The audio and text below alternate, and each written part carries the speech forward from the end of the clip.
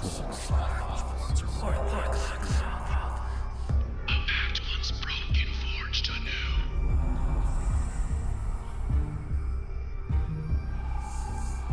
Warlocks Waffles, forged anew.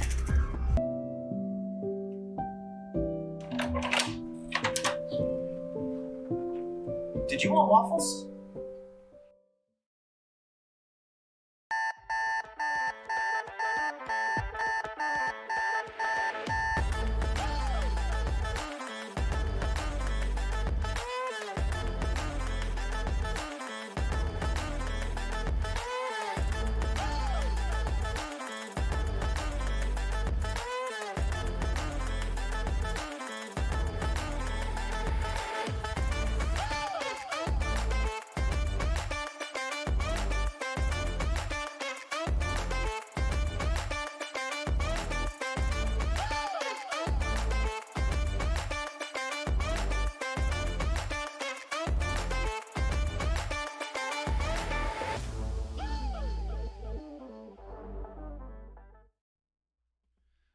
Good morning, everybody.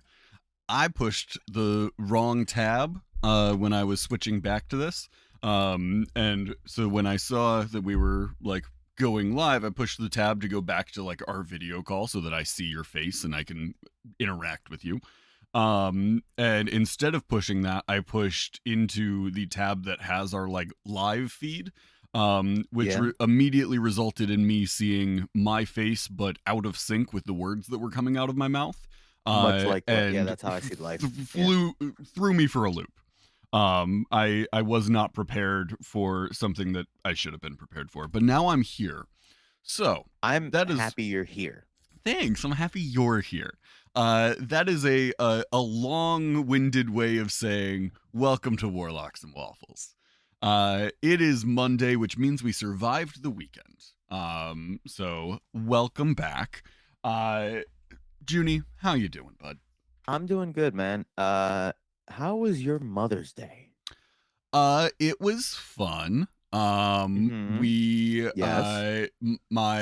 wife went on a hike with her mother first thing in the morning. That sounds lovely. I guess. Yeah, joking around. I was like, oh, that's nice.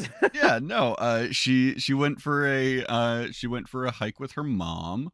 And then she came back and we ran some errands. We got lunch. We went back home. Watched some TV. And then we went out to dinner with. I mean, it was supposed to be dinner. It ended up being mostly drinks. With my brother and my mom and her new boyfriend, which was an interesting experience. It was the first time I'd met her boyfriend. Yeah, it was. We'll talk later because this I want. Yeah, all those juicy details. I want bochinche.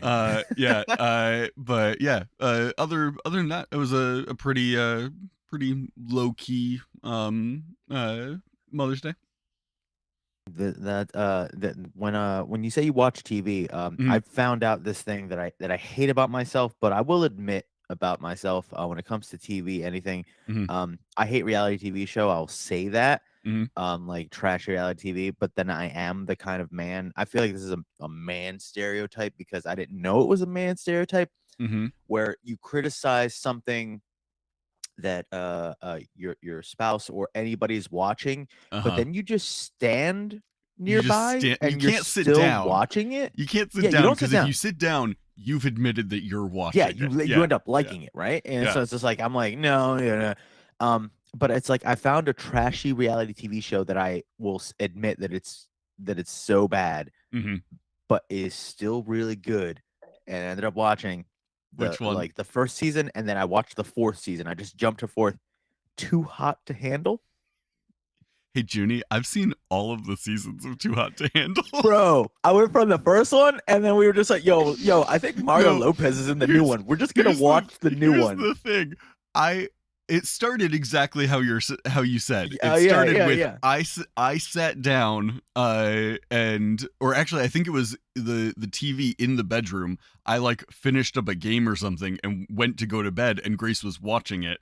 And so I like there's nowhere else to go. Like, I'm gonna lay down in bed, and I'm like doing stuff on my phone, and slowly I just kind of stopped doing stuff on my phone, and then I'm watching it, and we finished. That was during the second season, so we watched the entire second season together.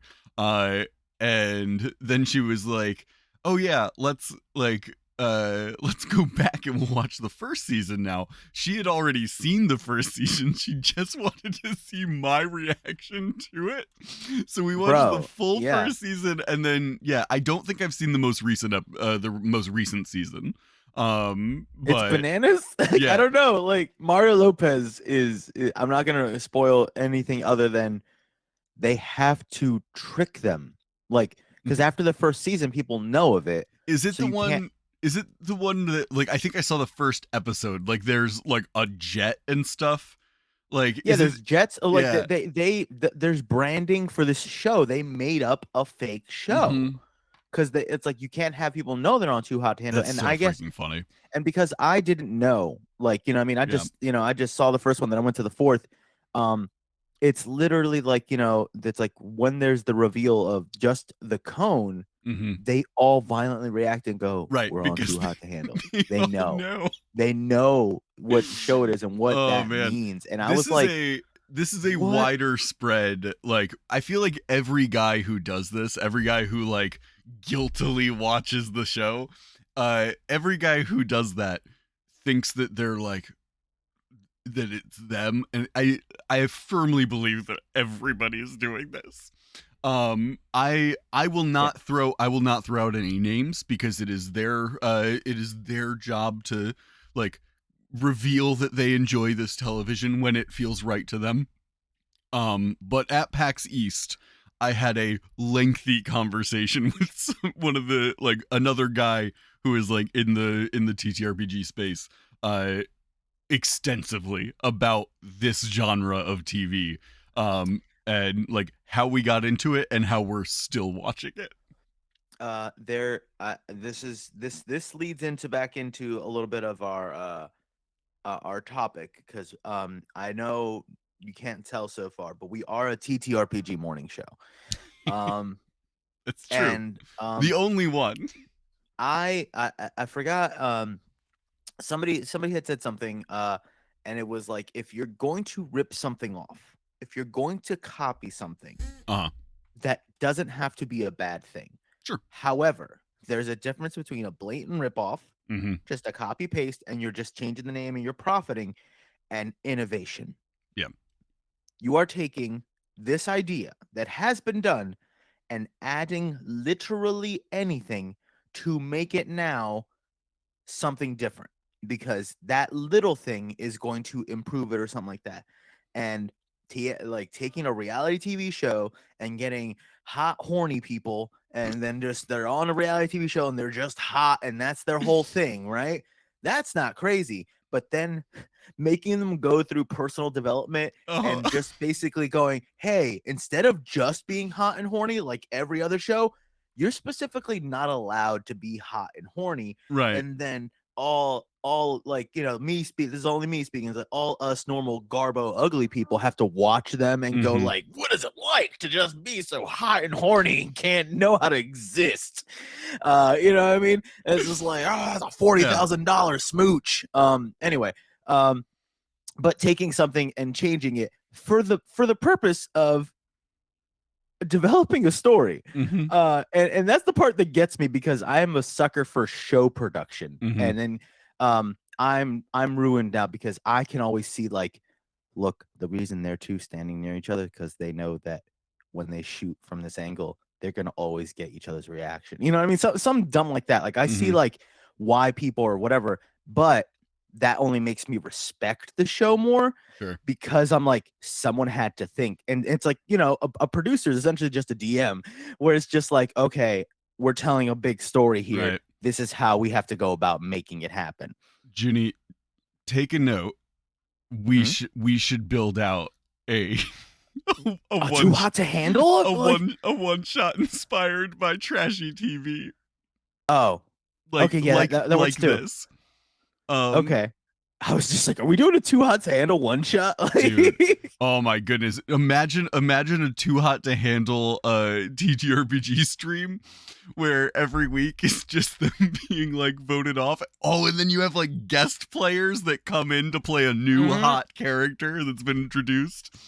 Oh man, we could definitely do that. It would be very, very good. But I feel like I recently saw somebody who was doing a stream inspired by something like this, and I can't remember which show it was that it was inspired by. I don't think it was Too Hot to Handle, but it was one of those. And this is probably, and once again, this is a trust situation with anybody that listens, and you give me like a hand signal if this is getting like, yo, dude, you don't want to talk about this, but we're not going to talk into conventional, like, what's what people consider this, and it's like how there's not certain representation.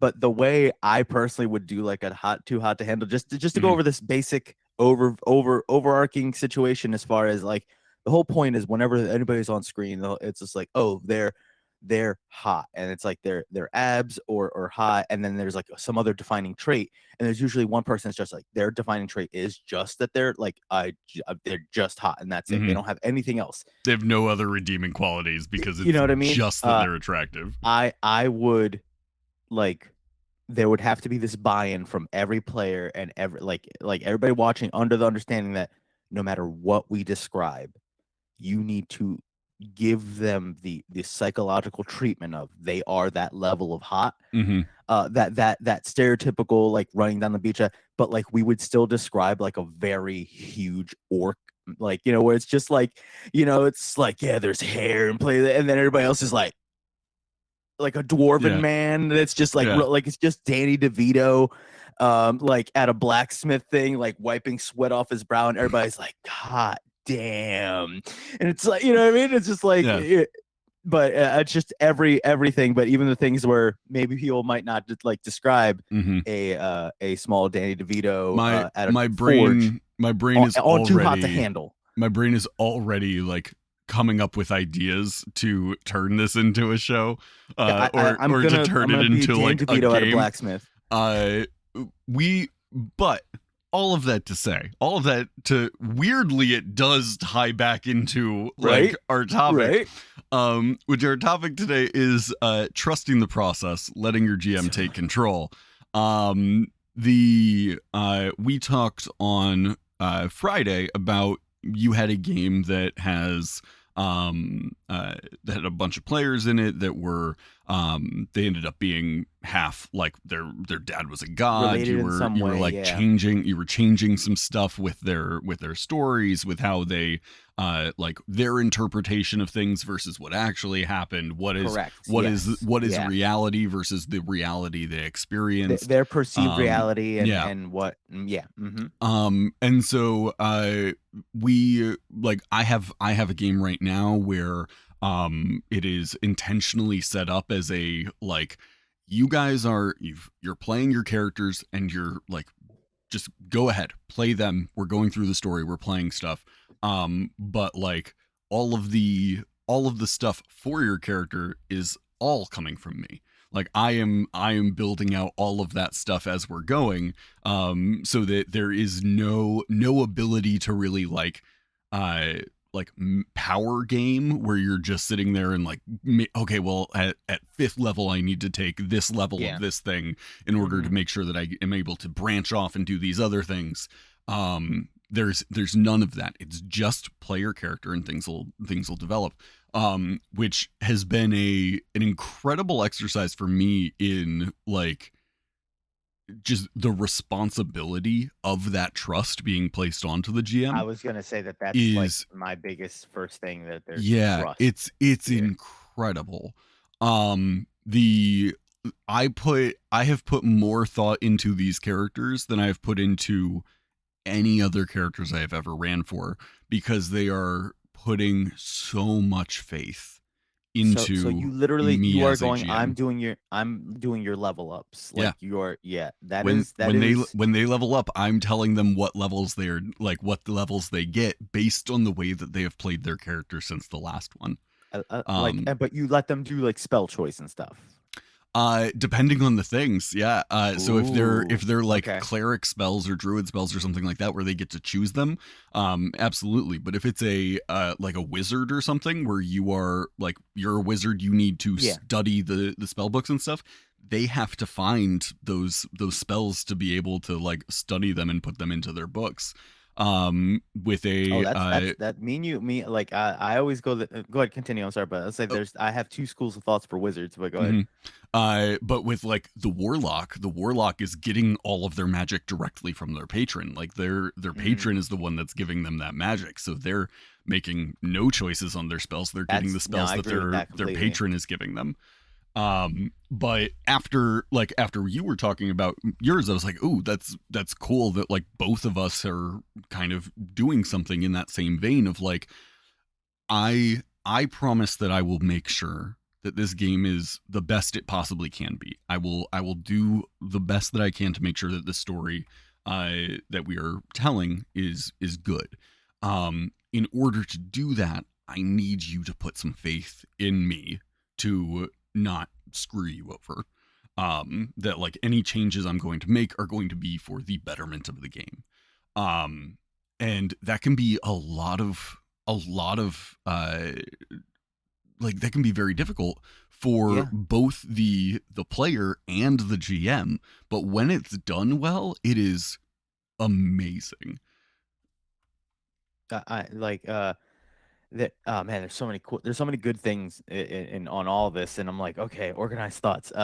For real quick on wizards, Yeah. whenever there's because I've had to explain it to people, it's just like, all right, you get two new spells. Hmm. Um, it's either like, they get to find it and they study it, blah blah blah, Yeah. or because like there I always take the route of like, you guys are epic. You guys are gonna be Hmm. you are the protagonists of your story type of thing. It's like you come up with that spell, Sure. but it's like you spend the night like, like having a eureka moment and coming up with fireball. You know what I Hmm. mean? Like your version interpretation of Yep. it. Something like that exists and you're like, how does that work? And then you just solve the equation. Hmm. You solve relative theory that night. Uh, but like to go like, it'd be interesting to just go, you wake up with the knowledge or you don't, and or you have to find it, Hmm. but like to just go, it's like, I don't understand how to do this. I can't recreate this. Right. If I lose this book, I'm done. Yeah. Um, And I do lean in that direction for both the artificer and the bard of like mm, an artificer to me all of their spells are them cracking the formula of how to do it.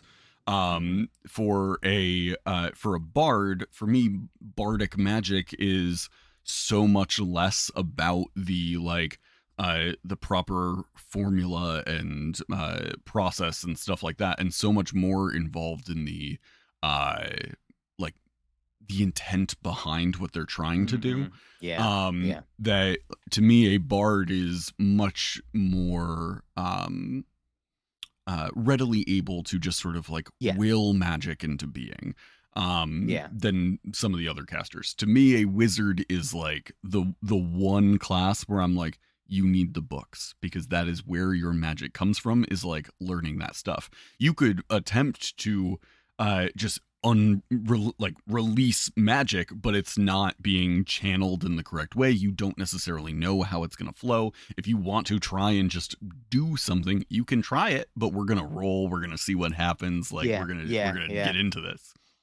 I always it was one of those things where I know that there's, because I'm a 5e baby and Mhm. I don't know other versions.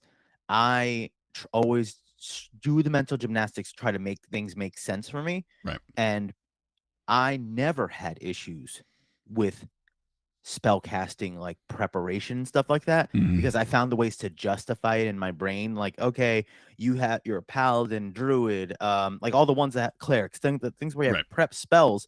You are asking from a source in some way, shape, or form. What you will need for that day, so you're prepping that day.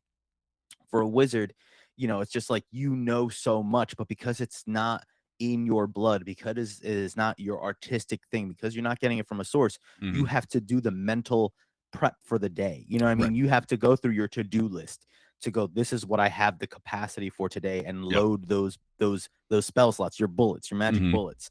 And with the other ones, it's like, oh man, I want to swap my bard spells, and it's just like, well, it's those are the things Mhm. it's in you. It's harder to like unlearn a if you're doing a bard and you do it. I never do musical bards, but you know Mhm. what I mean. It's like it's harder to unlearn like a song or a rhythm and just do a whole nother one and say you forgot the other thing. You know what I mean? Mm. Like, oh, I just forgot how to do the cure wounds dance, and now I only know. So it's like, Right. you know, at like not long rest, but like at level changes, Mhm. that's where I would kind of like be like, you know what, you never use those spells.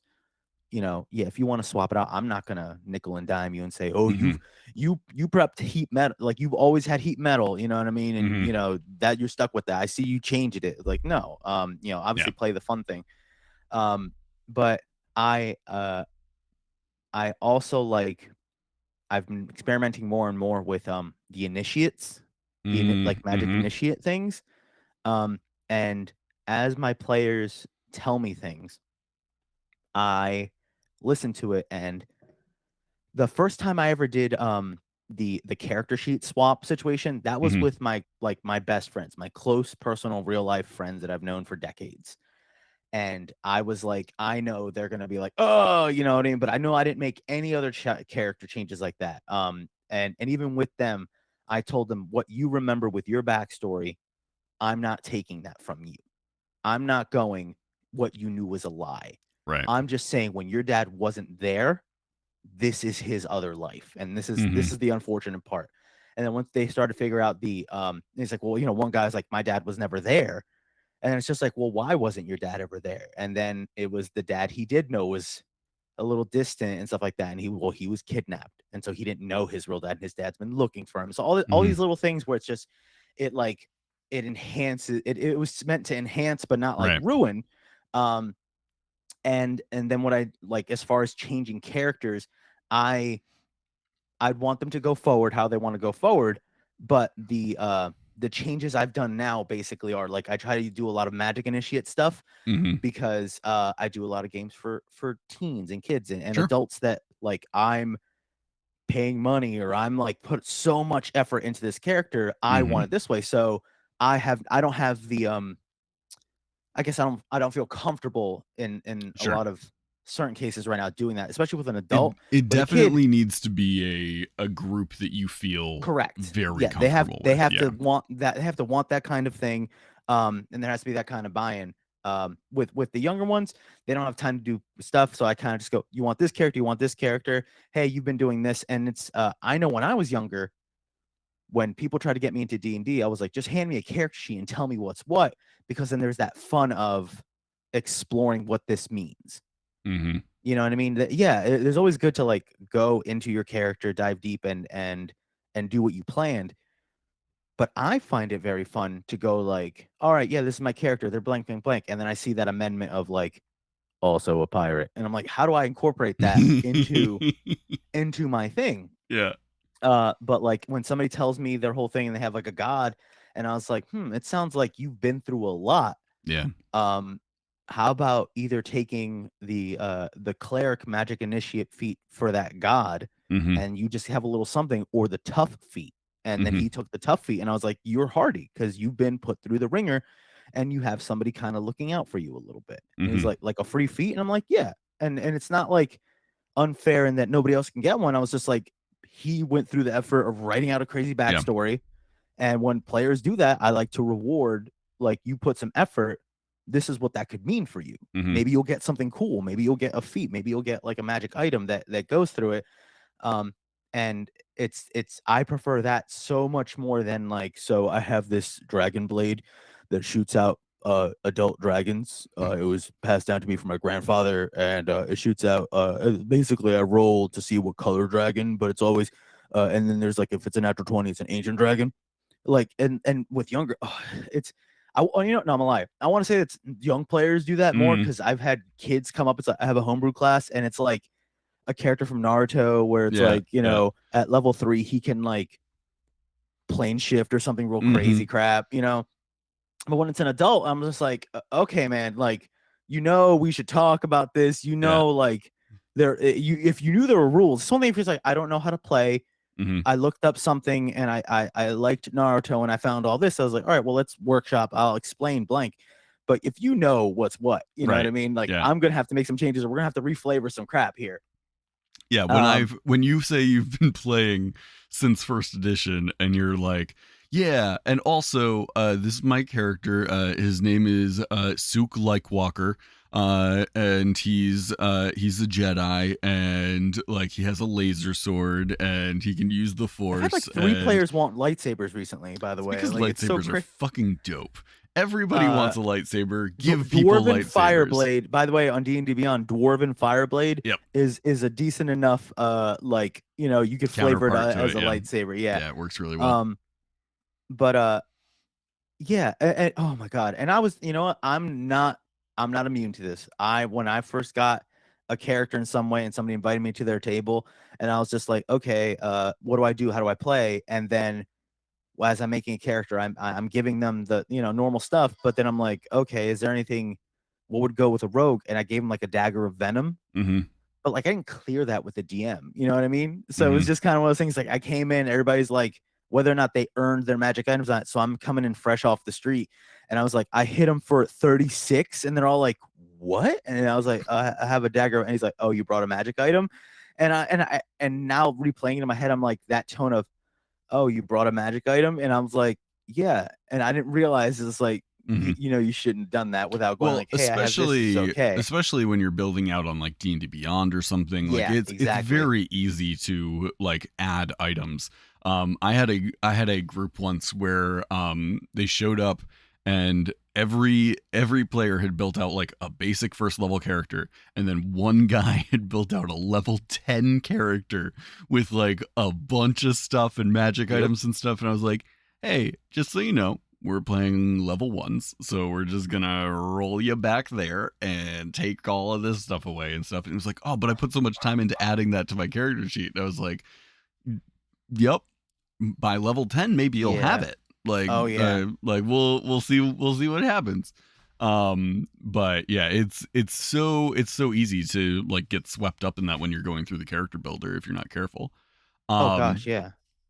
the with something that requires so much trust being put into the GM, um do you find that you have anything that you do that is um like designed to uh what's the word I'm looking for?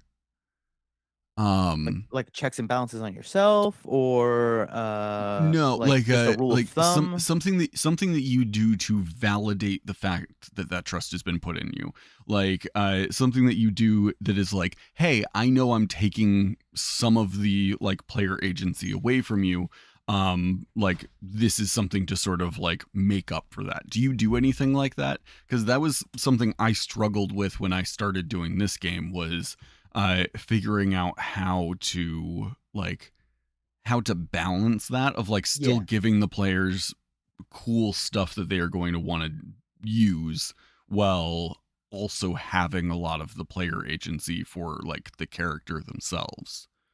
I guess I know I can't think of everything, but I try Mm-hmm. to think of like a surface level pro and con situation. Mm, And if it's something where I know the con would be to the point of like, this is like, it's one thing if it's like, all right, this may seem like a punishment, but like let me frame it like this. Like, this is the pro. Yeah, you like, okay, yeah, you were only doing these kind of spells or something like that.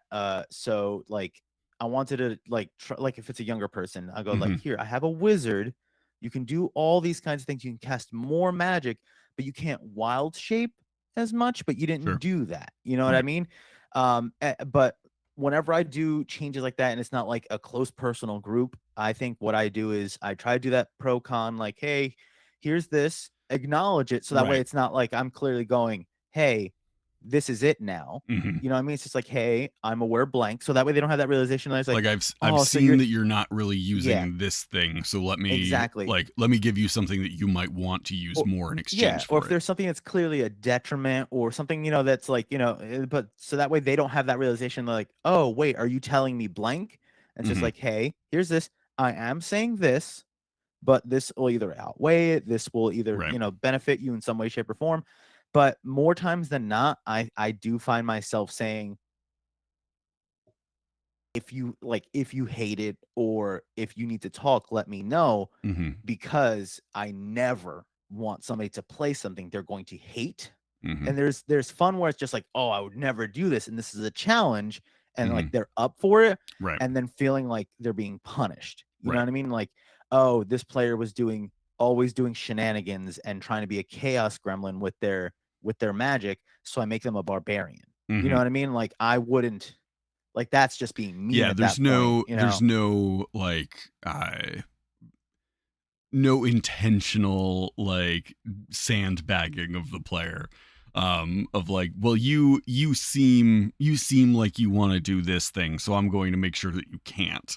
I Like have done that in sessions, like for like but it's always in like I hate saying it, but like a deity or something where it's just like part DM shenanigans, part like someone is trying to make this a teachable moment type of right, situation. yeah. And uh it's either like the change is just forced on them, or I have like something forcing it on them so bad where I had a group kind of say something along the lines of like, hey, um we've all experienced players that I don't want to say main character syndrome, but like that Mhm. they're a more charismatic, boisterous type of character. And just kind of like Every party has at we least one yeah, person in it that is yeah, naturally going to push their way to the but front of a but scene. like we want to not curb it, but like make it like more of a Mhm. back and forth, or let them know whatever. And I find myself definitely having trouble because I want everybody to have fun. And if one person's jumping up, I want to reward them, but at the same time, I don't want, so but there was definitely one moment where I think there was a kid in the scene, and something dramatic was happening, like a fight was breaking out, and they were going to step in, and I like it was part before I could even see the look on everybody's faces. I have the kid go, it's like, hey man, I'm a kid, but I know this, you should just sit this one out. And I just like I was like, the kid keeps grabbing your sleeve. Is like, hey, trust me, you don't want to do that. I think you should just drop this one. You know what I mean? Just makes this like, he didn't get to go talk them down. It was a marital dispute. And I was just like, hey, trust me, I think you should just let this one happen. Definitely just let this one happen. And like it was fun. I did my first collection of blood where there were gnomes, and they I have been too nice of a DM and don't always there's al- there's always something to help them forward in some way, shape, or Sure. form, right? But I have been told sometimes if they're going to be punished, they need to be punished. You know what I Yeah. mean? So if somebody's outside of a building trying to climb a building and they keep failing the grappling hook check, I Mhm. could make it that you guys just sit outside throughout the whole heist. Somebody may come out there, but what ended up happening was there was a kid. I just said that there was a kid out the thing, and then eventually his mom came, and it was a big old whatever.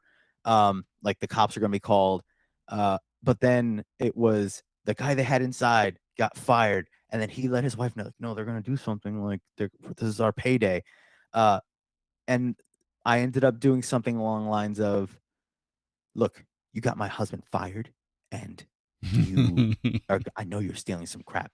And then Mhm. she took the grappling hook from them, and then she threw it up, and she did the check, and she luckily did, because I was gonna fail for her too if it was funny.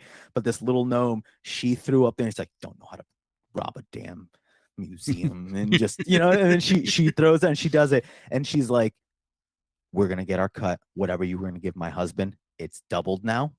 And hold on. And she takes that little vial and she's like, give me your hands. Give me your hands.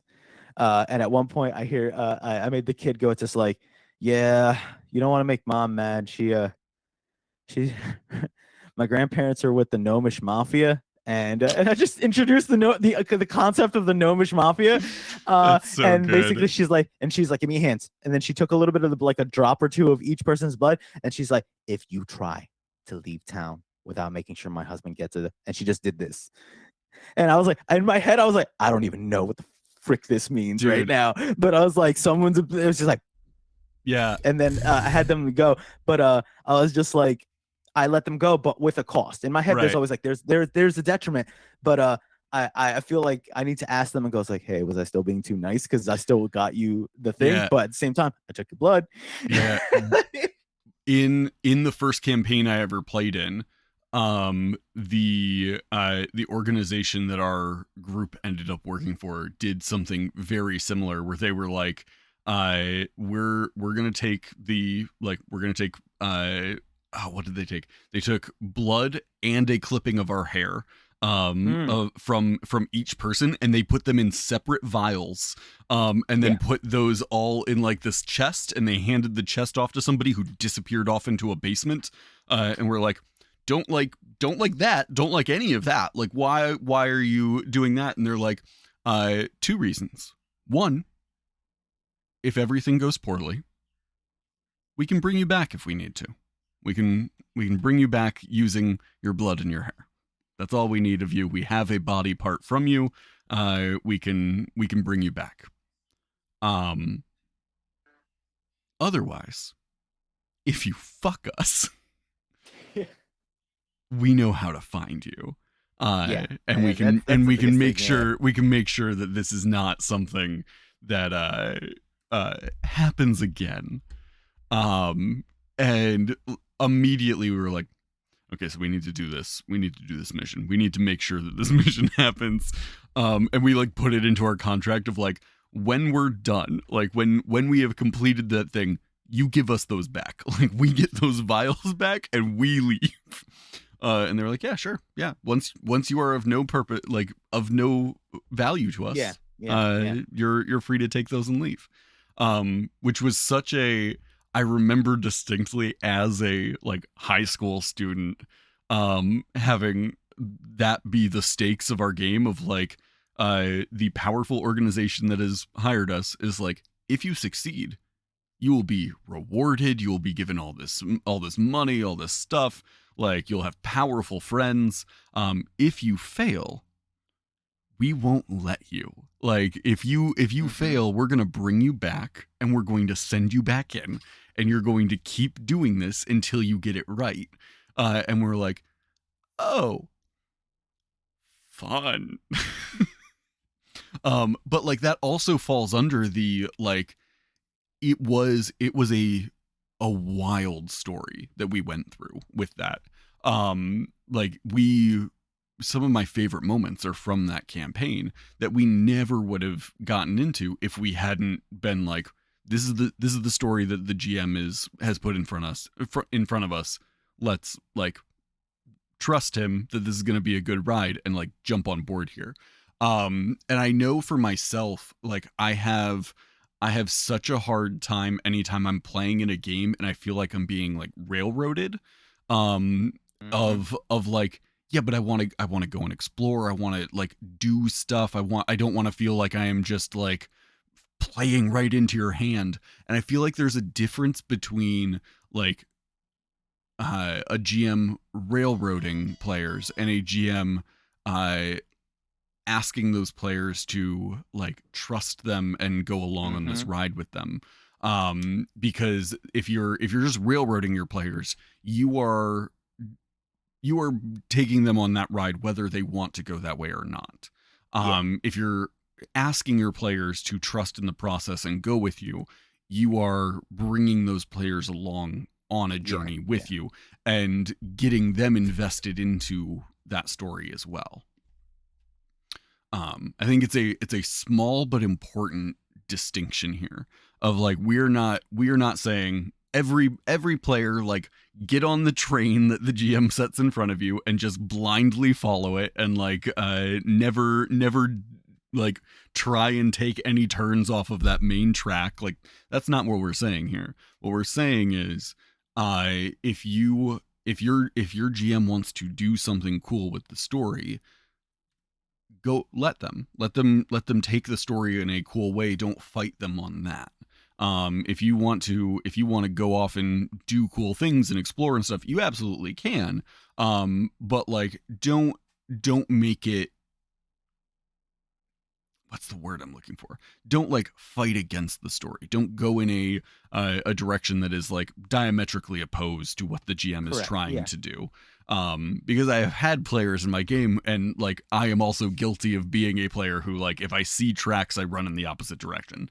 But like if you are playing in a game, it is so much better for the story if you let that story flow.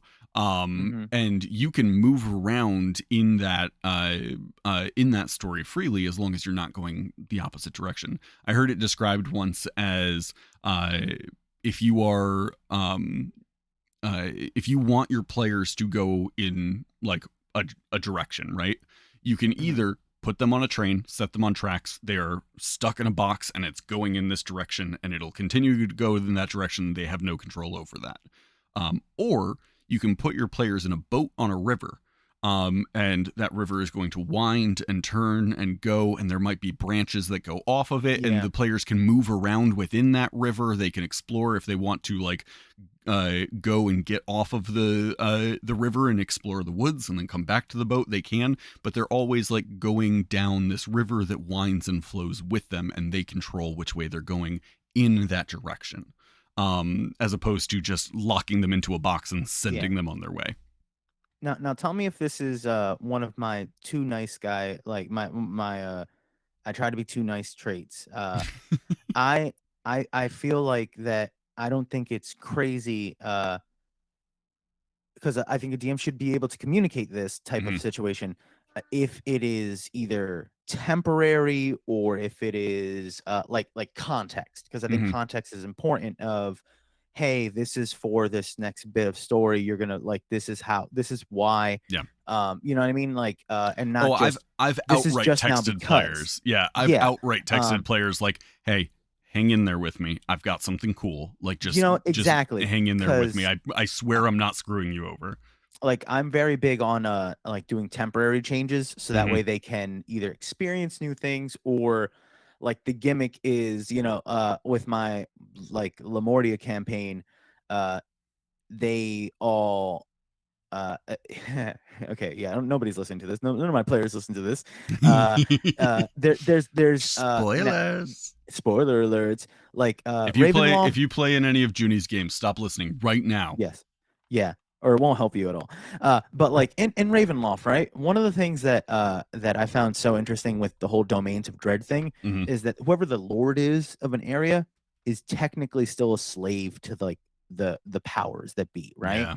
The thing that controls everything. Um and in Lamortia, like the one scientist is just so smart, they're after this one thing. Um it's kind of like they were so close to doing something. It's almost like the world generated this thing for them to Mhm. focus on. But this doctor is like a Rick and Morty, so smart. Every once in a while, I have her go, "But why do I care? Like, why am I sending this party out? Like, why am I?" And almost realizing, like, almost like seeing through the veil, Mm. type of situation. But like she explains things a little bit more, like she when she had them all unconscious, she had them through this trial, and then they all went unconscious, and when they got up a high perception check, realized that they had a little scar, a little note, like little tiny thing on the back of their neck right here. And when they noticed it, it was she was like, she like jingled her bangle, and essentially they all had like sending stones Mhm. embedded into their like the base of their neck. Ooh. And they were like, one guy didn't want, he's like, okay, all right. And then I had her roll just to see, and it was a natural 20. I was like, all right, you all barely see her hands move as she takes something sharp out of her pocket, stabs you in the neck. You take 2 points of piercing damage. And she's like, fine. And then you have a little hole right now, like in the base of your neck. And she's like, okay, fine. Um, but with the high insight check, she was explaining herself, she was honest, but then one person detected, like, she's like, why do I why am I explaining this? Like, why am I going through this process of caring and showing? And it's part me going, hey guys, I'm not just doing stuff to your bodies without Right. I want you to trust me. There, that there's, you guys have cool walkie talkies now, but Uh-huh. also there's this person's cold and shouldn't care type of situation. So it's like this extra fun subplot that they get to do. Mm-hmm. But another thing is, I was like, who wants to be enhanced in some way? Sure. And the doctor is very clear on making it sure that it was temporary, and Mm-hmm. making them feel comfortable. And some of them pick up on, like, she's being really, she says something along the lines of, like, I want to be over, like, my past ways didn't exactly work for me, so it's just probably going to be easier to be honest. And they are Sure. being honest to the point of, why would I care? I would just take them, chop their legs off, and give them spider legs. You know what I mean? Like, what? And Yeah. and they're starting to pick up on that. But, like, one of them has, like, a cool, like, tentacle arm that shoots electricity. Mm-hmm. And one of them has, like, a gland from a changeling, or like not a mimic, maybe a doppelganger. So one of them Doppelganger. can, like, Yeah. full change shape for That's like, cool. a day, and then they'll Yeah. get their body parts back, and they'll be back to normal. But for the time being, it's just like, you have a part of you that's not you, and whether or I not that'll change. I But like there's that a that lot. trust of, Yeah. I don't want to just go somebody say, I chopped your arm off. Right. It's like, could I do You want nothing? the players to feel like they've gotten a cool temporary power up, not like you've Correct. gone full body horror on them. Correct. And Yeah. there is, like, elements of that. You know what I mean? It's one of those, Yeah. like, hey, I have this thing, and I think they're cool with it, but it's always like, I have to kind of, like, ease into it, because Mm-hmm. I'm like, it can be a lot for some people. Yeah. And it's like, I worked on this character. I like this character. And they're like, well, I took your legs. Yeah. I just I took them. Yeah, I had an NPC in my world who is there's a city in my main continent that is called the Trades. Which every time I describe the Trades, I describe it as like, it's like Mos Eisley Spaceport. Like, you'll never find a more wretched hive of scum and villainy. Like, it is where, like, every thieves guild has their headquarters in the Trades. Every, like, assassins guild, the poisoners guild, the like a school of necromancy, like every like seedy underbelly is in the Trades.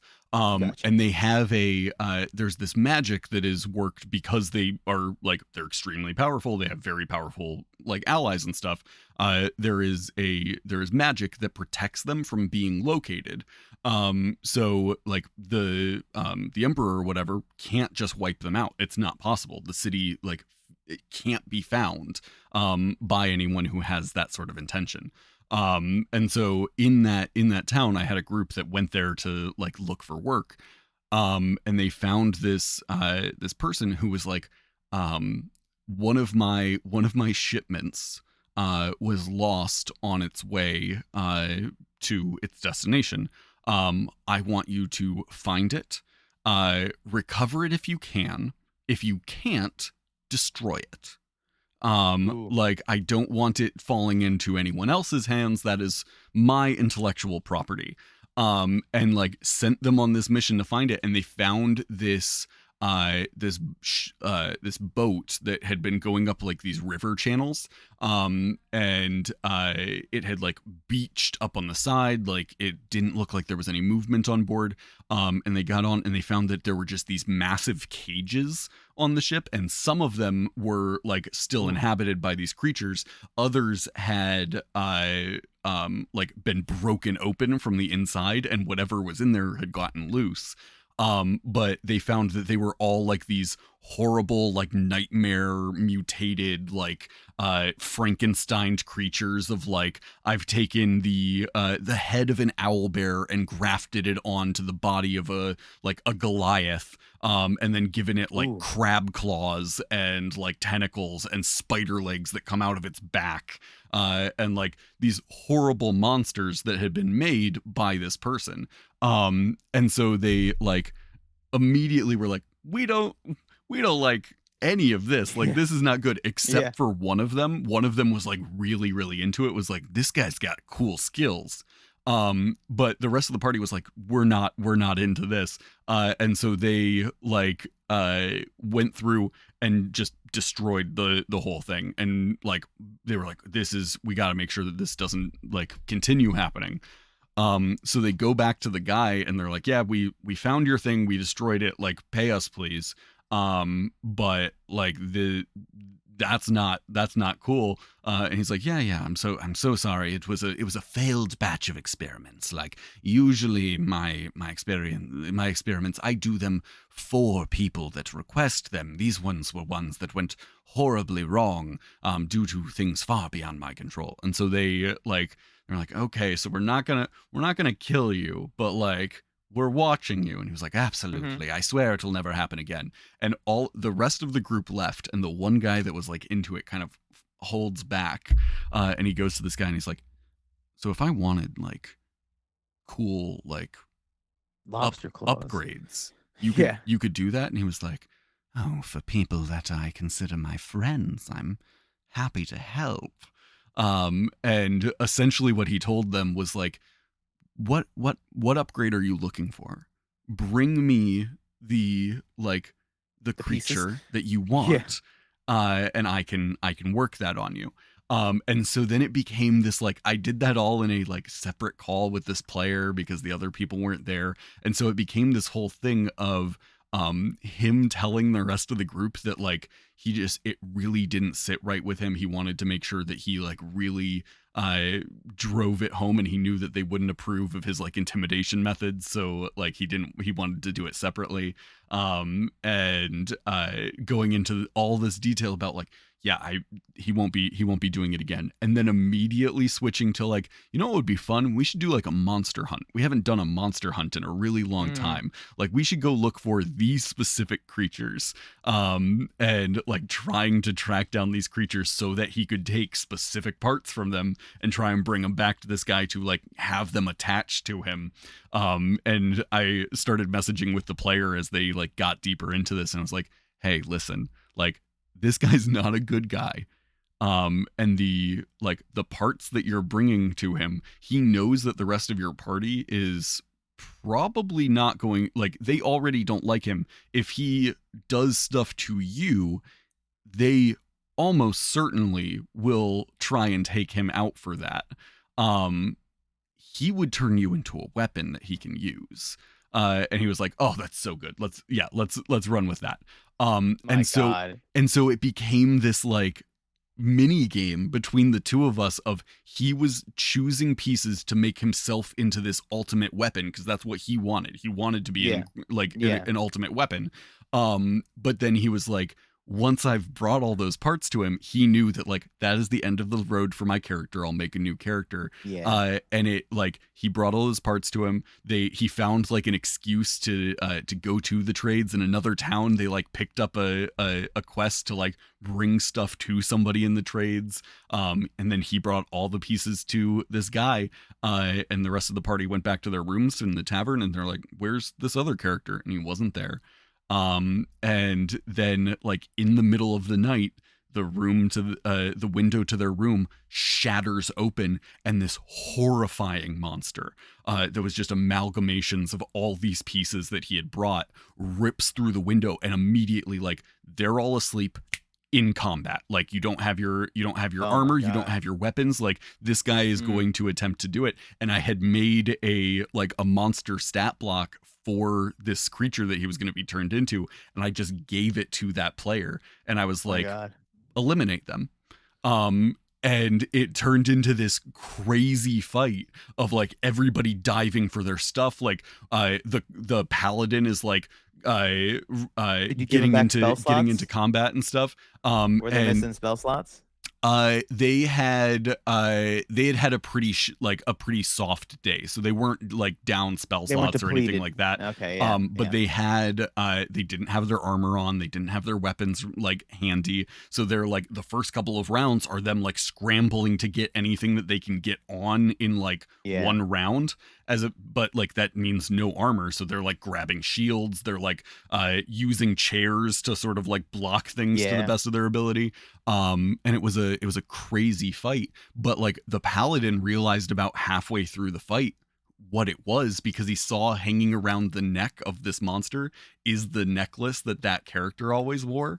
And So wait, so what did they always think about the player that was there? Was the player clearly piloting it, or did they realize it before the player started saying the anything? the players all like understood what had happened when it took Oh, place. okay. Like All right. they all clocked like, okay, he's been gone, like he Okay. comes back with all of this like stuff, like the Yeah, yeah, players okay. all All right. clocked it. I want to know, But it's like, are like they like, wait, where's Brandon? in the middle of the night, a monster breaks into your room and just starts wreaking havoc. Like your first thought is not, oh, that's probably Dave. Like it's Yeah, yeah. so the paladin realizes like halfway through this fight that like, oh, this is that guy, this is our party member, like this is a horrifying thing that's happened. And so he starts like every turn, yeah, he's like defending against this thing, but every turn he's using spell slots to try and like just make Bring contact him with this back. thing. He's just like every turn, instead of like rolling attacks, he's just like trying to grab the sides of its head and just like pull it close and be like, I know you're in there, like this is not you, like very like trying to reason with the Hulk sort of moment of Yeah. like, I know you're in there, like sun's getting real low, big guy. And it was such an intense fight of like the paladin trying to save it, the rest of the party slowly realizing what is happening, like getting involved in like trying to not kill this thing. They're trying to restrain it. They're like, we're gonna go back to that guy, we're gonna get you fixed, like we're gonna make sure that we bring you back. Oof. And like it was, oh man, it was such an intense session. And like the whole time I'm essentially just piloting like uh the things that are happening in the room, like essentially just like lair actions almost, of like Mm-hmm. as this massive creature is moving around, he's like ripped like his tail that has this massive spikes at the end of it just rips into the wall. Like there's now this hole that leads into the room next door. Like you can see the family that was staying in the room next door is like frantically scrambling for their stuff, like trying to get out of the room, like and just narrating what's going on in this moment. But like the responsibility of wiping out the rest of the party is fully on this other player in the party. And it is I think the longest amount of time we ever took after a session to like, we're all gonna sit here, we're all gonna talk, we're all gonna make sure that like we're We're all gonna debrief. We're good. gonna have like the biggest debriefing session ever. Yeah, because it was an intense session. And they did end up like finally they got it down to enough like low enough hit points that one of them was able to like knock it out, and they were like bound it fully. They were like pulling out chains and stuff. One of them is like running down the street to the blacksmith to get like more chains and stuff. And they're like chaining this thing, and then like, what do we do? How do we go about getting this fixed? And so what we did was we gave what I did was I gave the player who had been like transformed, I gave him a temporary character that was essentially a like a blood hunter type, Mm-hmm. who was in the town and like had come in during the fight, and like gave him control of that character for the next couple of sessions while they went on this like side arc of like, we are hunting this guy down and we're taking him out, because the guy who mutated him was like paying attention. He knew what was happening. The Yeah. moment he Yeah. knew that his like the creature had failed, he's like, well, Well, gotta skip town. there's no way they don't know that was me. And Yeah. so like immediately like running back, packing everything he can, disappearing, and like them going on this mini arc of trying to track him down. It was such a fun like arc. In the chat, there's the one thing that does sum up that story. They're not gonna get the deposit back on that They're room. absolutely not getting the deposit back on the room. But yeah, it was so interesting, like because the party was like, the players were all cool with it. The players like all Yeah. understood like, this is a good story for like this character. And so like you couldn't do that early on in a campaign, right? Like that's not Yeah. something that you can do until you have established that trust and that rapport with those players. Like in the early days of a campaign, if you are suggesting to somebody a crazy thing, like that's nowhere near as effective as once you have the relationships with those players. Correct. The like I love the one that you were talking about, like the having those players come and being like, okay, we've got your, like, I know your backstories and I know what your backstories are in the like correlation of Mhm. what you've told me versus what I know the overarching story is, and being able to work with them on that. I love that so much. Yeah, Because I it's one of definitely those like want like slow people to reveals. Oh yeah. Like where it's just like I don't want to take it from you. Like I want to Hmm. like have that playroom of like, hey, there's more to it than that. Right. But there's that trust. I had things where it was just like I was like, when is it appropriate? And it's kind of like there it's appropriate when, it makes sense in the story, Hmm. what I mean, and it doesn't blindside character because I know the Right. quickest thing that'll make me want to leave a campaign is when I have no idea what's going on. Hmm. If it's something where it's just like I have no context, or there's Hmm. something if it's mystery, but if it's something where it's like I don't know what's happening in the context of my character Right. or You something, feel that out of the loop. You don't feel like your character is really connected to any of this. yeah, Like, and then yeah. I know personally, I hate being like it's one thing like because I'm a DM, I know that like yeah, I'll goof around and I'll like slow things up because that's what my character would do. But Hmm. there's a difference between that and going like I'm going the opposite Right. direction. If I don't know the direction, then I don't know I'm going the opposite direction. I'm just Hmm. going in a direction because I don't have a direction. Right. So it's like Uh, where it's appropriate, and then probably in that context is like there's a is lot key. of GMs that are so determined to not have their players on like train tracks, that they're not Yeah, railroading their players. There's a lot of GMs that are so determined not to railroad players that in doing so they give the players no direction on which way they should be going. And I know yeah. I've been guilty of that in the Oh past, yeah, of no, like, I've because definitely yeah. I don't want my players on tracks. I want them to have like the ability to go wherever they want. But if you don't give them uh like, if you don't put paths in front of them to let them choose which path they're going on, they're going to just Hmm. blindly wander into the woods because that's an option. Like they could Yeah, do that. yeah, yeah. And it seems like if they're looking for some sort of like story or something to latch onto, that seems like a good option to like find something, as opposed to like just continuing down a road. um there's a lot of that out there. Yeah. And I think with like the with your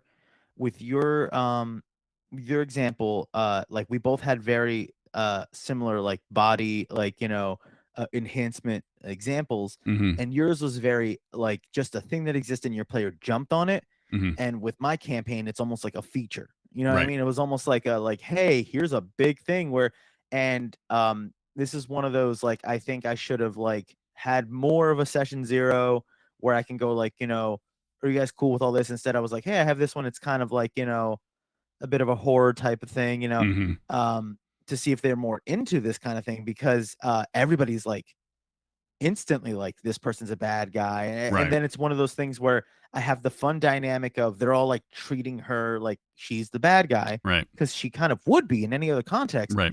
But she's like, In well, no, just taking in experiments any and other just doing world, yeah.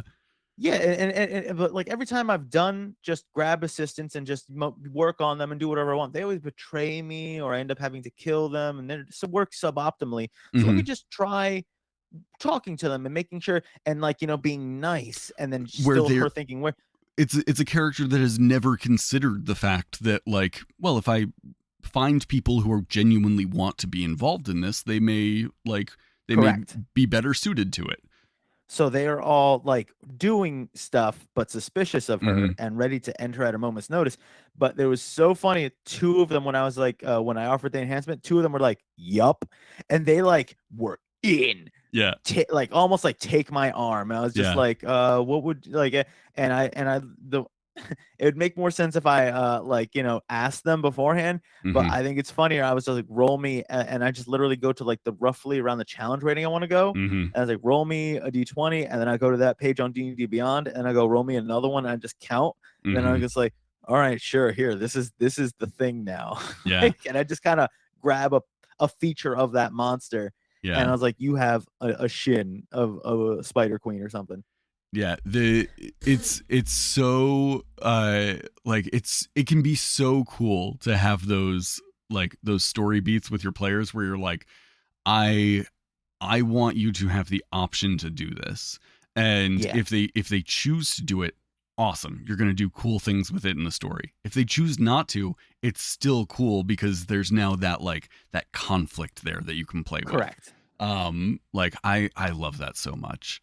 um the what is your like in the um like what is the biggest change that you've ever made to a character without like when you knew that you had this like this sort of relationship with the players where you knew they were putting their trust there?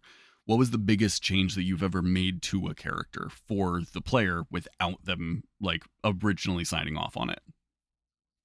Uh, I think I think it's this one Spelljammer game that I've been doing. It's they're kids, Mm, and they're all in on this. Like they found a genie at one point, love that. Love really a genie. early, and he was trapped in a skull on Mm-hmm. an asteroid essentially, and he was super chill. I have him like a Dionysus, like, hey guys, look, and the benefit on his part is like, I'll give you powers, I'll give you genie Mm-hmm. powers. I just need to not be in here, Right. right? If you have a pact with me, I can at least go to where you are sometimes from where Mm-hmm. I'm at, and then if I get and not hiding the fact that if he gets any other packs anywhere else, it's almost like I'll just be able to see the world. And that Mm-hmm. and like that is as genuine as it is. Right. But then I think another one wanted a genie pact, and I was like, "Do you have high enough charisma?" And so at that point, it was kind of like, when it was time for a level up, it was like, "Well, you can take a genie pact if you want it, and then you're a Mm-hmm. warlock, one warlock." Um, and then I was like, "Do any of the other crew?" Like they said, "Does any of the other crew?" And then I had to roll to see if any of the other like just random crew members that they had high enough charisma. And I Mm-hmm. was like, "You see a few of them with a lamp or a box that glows, and it's just he's just made genie packs." Mm-hmm. So some of that, but then something happened where the our barbarian was uh like being a little chaos gremlin-y or something like that, and I had to give him like a therapy session. Like essentially like it was just not gonna something was amiss, and I had some like time fly, and the genie was giving them like a therapy session. Mm-hmm. And then I was like, you feel like you've been there for years. Like essentially it was like we're gonna have to sit down and talk for as long as we had to, but it's in an instant. Mm-hmm. And then I was like, all right, look at your character sheet. And then I just made them a magic initiate, like a warlock Warlock. magic initiate. And I I was like, love that. refresh your character sheet real fast. And they were Yeah. like, huh? What does this mean? I was like, you just had a 3-year therapy session with Wei Wei. You Mm-hmm. got a little something extra. That's And so good. they're like, I can cast Eldritch Blast. And I was like, you can cast Eldritch Blast. That's so good. I love I that was just, so much. and it's just kind of like, like I that's the one I feel I can sprinkle the most. And it's like, Yeah. if you don't want to use it, you don't want to use it. It's a part of you, but Right. you could ignore it. You know what I mean? I will But it's say, one of those you get a little something, and it's like they yeah. can journey down that path should they want.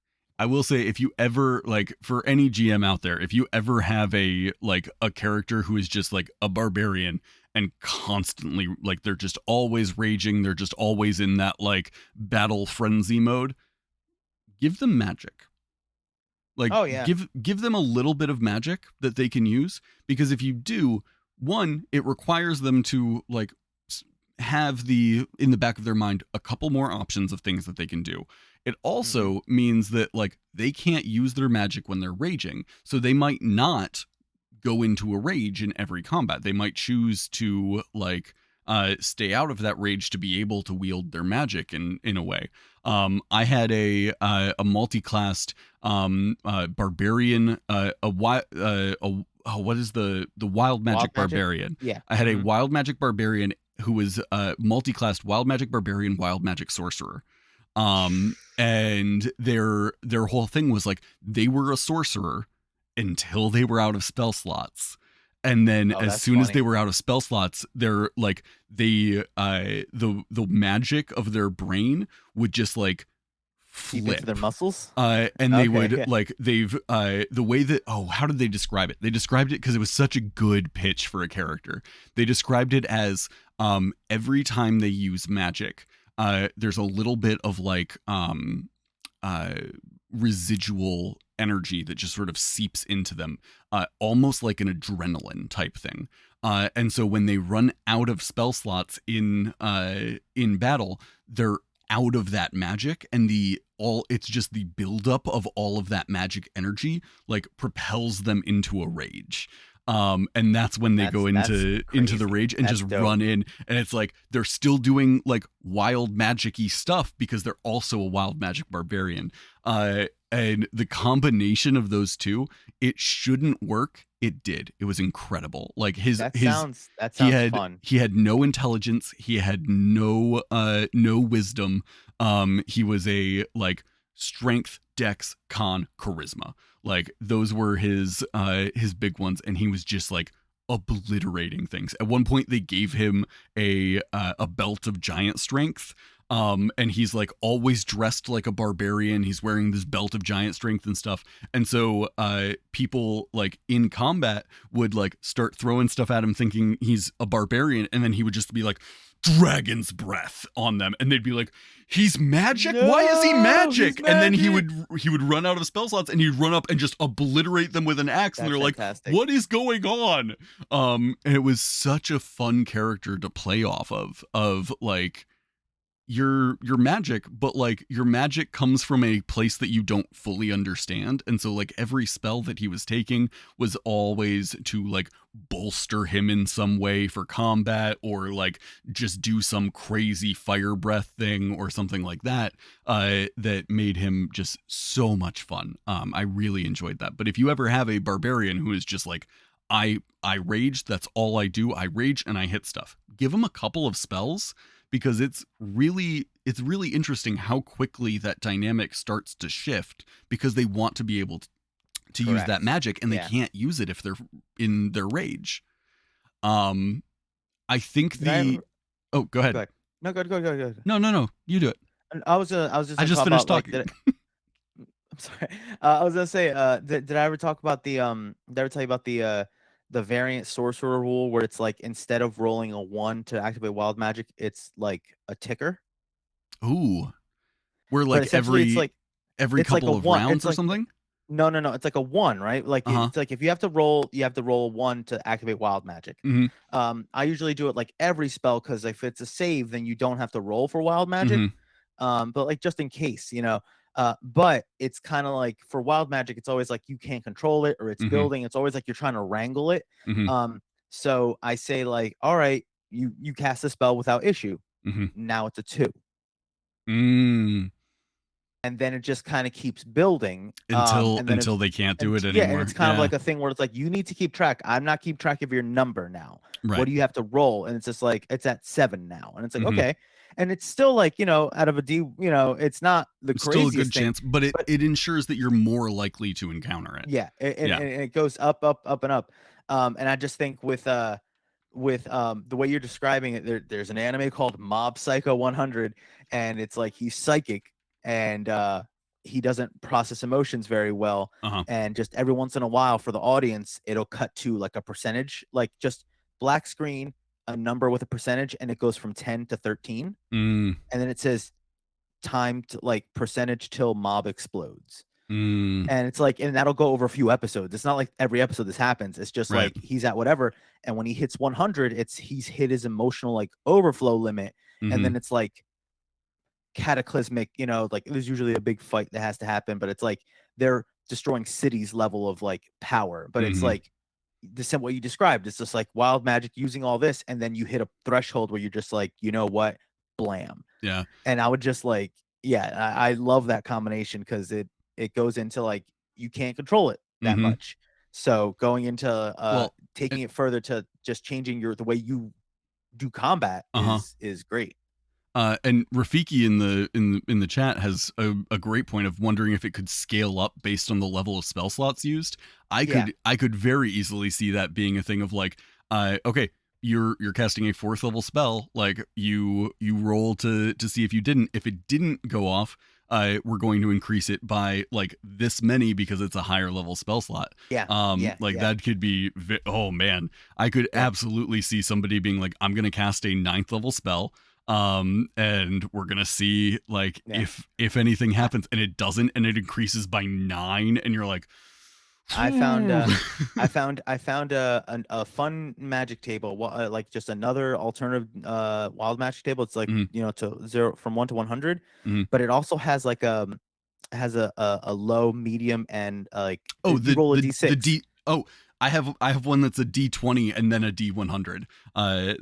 This is a D100, but then like you roll a D6 for the like low, medium. So what I did was when he got the genie pack, it was kind of like what would be a benefit to him, and then I was just like, well, he might be able to help you steer when things go off the rails. Ooh.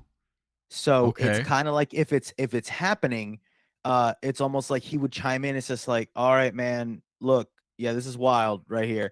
And then I would give him a very crappy description of 2 of the 3 options. Maybe 3 if they were really good, but I wouldn't tell him 100% what it does. Like, you know what I mean? And I think one of them was like, forget a cantrip, but gain a permanent 1 level spell slot. Ooh. And that's crazy good. There was that was the good one. But there's but I had to like describe it as like, so I mean, I could have it so like you could like forget some magic, but you would also learn some magic, but you'd forget magic that you could like never use again. And then the other one, I forgot what the other one was, but it was obviously not as good.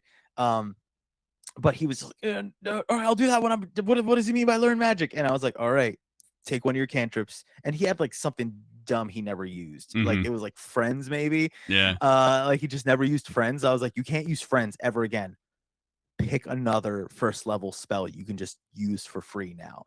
And like, so you get 1, and he's just like, yes. That's a good trade. But he also had wild magic that turned him. It said he lost all his hair. And he was an Aarakocra. So I think what feathers? I had him, it was feathers and something else. I feel like there was another detriment or something, like there was another thing to it.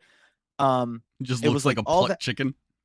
It was feather, it was hair, and it was almost like become like nimble or something like that. So I had him like almost become more aerodynamic, and then I was like kind of like a seagull, but you're still whatever bird you were, but you're a little more seagull-y like. So it's almost he went from like an owl to we're really describing him more like a seagull. So it's not like, all of his feathers fell out. They just all sort of like pulled like into those like real small feathers. Like the bigger ones fell off. It's a lot more that down. Like, it's just like, very sleek and aerodynamic. Oh man. And it was. That's a weird look. But he signed up for wild magic, know, so like that's different. I love that. And I'm giving him I'm using a crazy table that's going to have crazier things on him, but then he has a genie that's kind of like, hey man, we can kind of go this way or that way with it. What are you thinking? I like that. It might not be great, but it's like there's this, he has something on his side working for him to at least help him. And then when it goes off, he still enjoys it, but it's like he wasn't gonna be a seagull, right? Like that's not where he was going with that. Yeah, I have absolutely changed the like species of a player's character numerous times. Like I have changed people so incredibly often. I've changed classes. I have given people like they level up and they gain a class that they didn't anticipate. One thing that I would say infamous for in my games, one thing that I do a lot is players will have their like they do their death saves, they die. Like they are fully dead. And it's like, I know that this party isn't going to be able to like bring them back. And so I'll like talk with the player. I'll be like, do you want to continue playing this character? If you want to continue playing this character, I can give you a way to continue playing the character. And they'll be like, yeah, I want to continue playing it. And so I have like otherworldly entities, like very like in the vein of like Davy Jones in Pirates of the Caribbean, where he's like, tell me, Mr. Turner, do ye fear death? Yeah. And it's like that sort of vibe of like some warlock patron, or like a god, or like I've had it be in the past where it's just magic infuses into you and you take a level of sorcerer. Like but it's never what you originally were. So if you were a cleric or a paladin, it's not your god being like, I can bring you back, because your god, in very rare situations it is. But usually your god is like, yes, come join me in the eternal halls or something. And then there's some other whispering force that's like, I can bring you back. I can give you the power to take back what was yours. You can defend your friends against their deaths. And then like sends them back, and now they've got a level of warlock with the Pact of the Fiend, and they were a paladin before, and now they have to like figure out what that means for them. Like I love that. With the game I've been running, that is the one that's kind of where it's all on me as they level up. There have been a couple of times where when they hit specific levels, I've just changed all of their class stuff, of like you were a multi-classed, like the most recent one was on last Wednesday. Two of the characters had like sacrificed themselves to protect the town. Like they had everybody else was like out of spell slots, down to their last hit points. So they're like, you guys run, we're gonna like charge back in, we're gonna attack, we're gonna like take as many of these guys out as we can, so that you guys have a better chance of taking the rest of the town. And so they ran in, they get taken out. And so I sent, and this was something that I had sort of put into play for a little while, but they get sent to this like shadow plane. And the one character's sitting in the shadow plane. He's looking around. He's like, I don't know where I am. Like, it's the first time he's ever died. And he sees this shadowy form just standing a ways away, and then it begins moving towards him. And as it gets closer, it sort of seems to be solidifying into a form that looks kind of like him, but older, a little bit different. And he realizes that it's his dad, who he never knew his dad. But like he has seen like images and stuff. And so essentially his dad is this like wraith-like figure who is like tied to the prime material to like battle against the forces of darkness, but like he can't ascend to the afterlife until there is somebody else taking up that mantle. So there has to be somebody fighting against the forces of darkness under this mantle, and until there is, he can't die. And so essentially him like telling his son, like, you have to take on this mantle so that you can do that. And his son being like, I can't, like, I don't know how to do that. I'm not brave enough to do that. It's not fair that I have to do that. And his dad being like, you're right. Like, it's not fair. I'm sorry. I shouldn't put that on you. Like, the door is right over there. You can go through it. You can go on to your afterlife. You've earned it. You've done more than I could ever ask you to do. I will continue this fight. And his son then deciding, like, okay, do I want to like go on? Do I want to die, or do I want to take on this curse? And he chose to like take on the curse so his dad can go on to the afterlife. And in doing so, when he comes back, I changed his race to a custom race, so he's now half wraith. And then his class, he was a multi-classed paladin cleric. And I took all of his class levels and redid them all into Echo Knight Fighter. So he That gets makes yeah. so he gets to like Yeah. pull on these like wraith elements Yeah. and like go into these different That modes and works. stuff. And then I gave him a bunch of cool abilities that he gets to use and like magic items that came with the title and stuff. Um, I think like just to wrap us up here, I think if you're going to if you're going to if you're going to ask your players to trust you, if you're going to ask them to put a lot of faith into you to make sure that the game is going in a cool direction for them, you need to make sure that you are not only like giving them cool stuff, but giving them cool stuff in a way that is like beyond what they normally would have had access to. Like Yeah. you Yeah. anything that is like new that you are putting onto them should be something like beyond their original abilities. Like it should be a blessing in a, even if it is a little bit of a curse. So that they get cool stuff that they get to do. I know we went over. I apologize. Oh, it's all good. Thank you I'm with it. guys so much for being here. The any last stuff before we wrap up, Junie? Uh, uh, uh, use anything we've said responsibly. Yeah. Yeah.